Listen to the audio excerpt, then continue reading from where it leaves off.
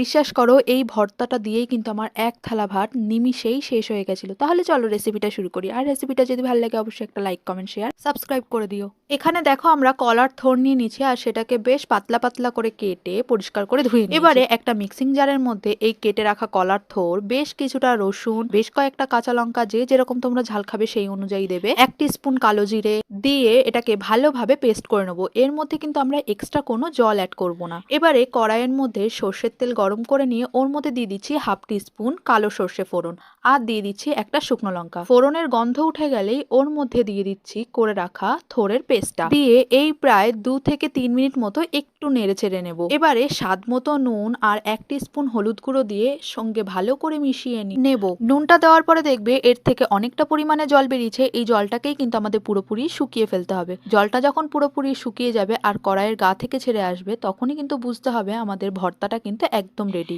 এবারে 1 টিস্পুন চিনি দিয়ে ভালো করে মিশিয়ে নিয়ে আর যেটুখানি জল আছে সেই জলটা পুরোপুরি শুকিয়ে নিলেই কিন্তু আমাদের থোড়ের ভর্তাটা একদম রেডি। এটা কিন্তু গরম ভাতের সঙ্গে খেতে দুর্দান্ত টেস্টি লাগে। তোমরা কিন্তু অবশ্যই এইভাবে বাড়িতে একবার ট্রাই করো। আর তোমরা যদি এই রেসিপিটা আগেও খেয়ে থাকো অবশ্যই কিন্তু কমেন্টে জানিও।